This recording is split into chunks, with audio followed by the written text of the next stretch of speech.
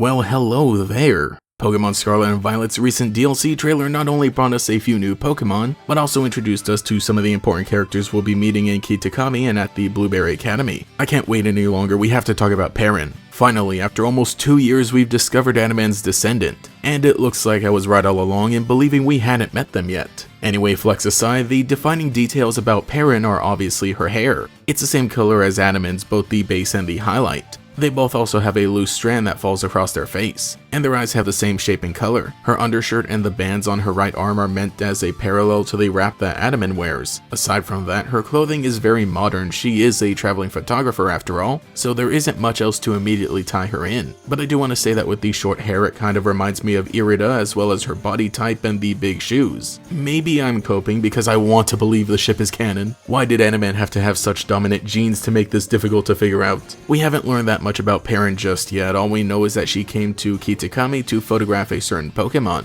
It could be that she wants to photograph Ogerpon, thus leading us on her journey, or she could just want to find a Pokemon that has some significance to Hisui. We have seen the Hisui and Growlithe statues from the previous trailer. For sure we know that Perrin is not from Kitakami if she's stated to be traveling there for a purpose. I might say that maybe she's originally from Sinnoh, but I'm sure she'll tell us as soon as we meet her.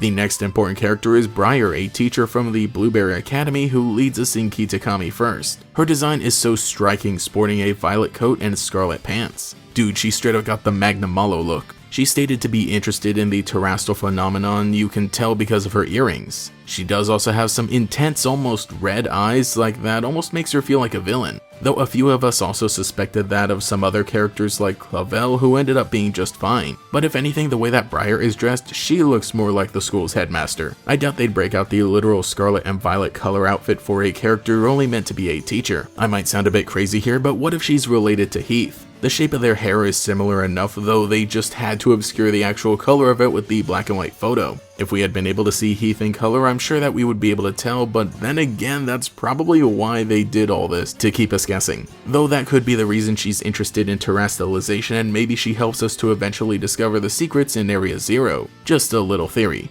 From there, the last characters in the trailer were the ones we had seen before, though now we actually get to know their names. These are the Elite Four of Blueberry Academy. Lacey we've already met, but also tagging along are characters like Crispin. From the first look we got at his design, it was pretty easy to surmise that he was a fiery trainer who enjoys cooking and red-hot battles, and oh, would you look at that. I assume his type specialty would be fire. He wears a standard school uniform with like the chef clothing over top of that and carries a frying pan with him everywhere. Amara seems way too formal with how she's wearing a version of the school uniform unaltered and standing straight, but underneath that exterior she's said to care about her friends, and that's the thing I think is pretty cool about this group of top students, that they're all meant to be friends rather than like ominous members of some organized league. I like that she has a pocket watch as well, a way to keep her looking old-fashioned and punctual while also breaking out the plain uniform just a bit.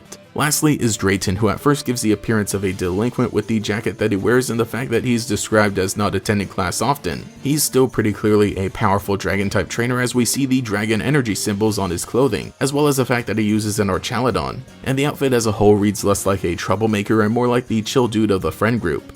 There had been a persistent theory that he could be Drayton's grandson or other relative once he was first revealed in the poster, and now that we see the key art of him, I could believe it. They both have white hair and similar enough poses, each one having an energy that matches their personality. Also, they both wear purple, a pretty uncommon color for dragon-type trainers. There is also the fact that Archaludon is meant to resemble a bridge, just like, you know, the Sky Arrow bridge from Unova. I don't know, man, let's finish up this generation first. Well, those have been my thoughts on all the new characters we'll be meeting in Pokemon Scarlet and Violet DLC. I will say that for the moment the most interesting ones are Perrin and Breyer, since we'll be meeting them first and they could potentially have some interesting connections to both the lore of these games as well as other games. I do really like the idea of Blueberry Academy's Elite Four just getting to have some other cool trainers that were able to battle, and more important, student characters in general is great to make it feel like the protagonist isn't the only battling prodigy in the world. So let me know what you think about all the new characters so far and which one is your favorite. Anyway, I've got to get back to preparing for my trip to Kitakami. Thank you to every channel member for your continued support, especially the great Gators, Brandon Mork, Cheeseburger Lasers, Justin R, Cosmo Zero, Meme Supreme, Michaela, Mochizuki Yoru, Nomad Nobi, Quago, Taijirai, Volity, and Pastel Blood. If you would like to support, get your name shouted out here as well as access to emotes for comments, live streams, and sometimes early videos, you can become a channel member today. You can also follow me on Twitter as well for more memes. Anyway, this has been GatorX, I'll catch you all later.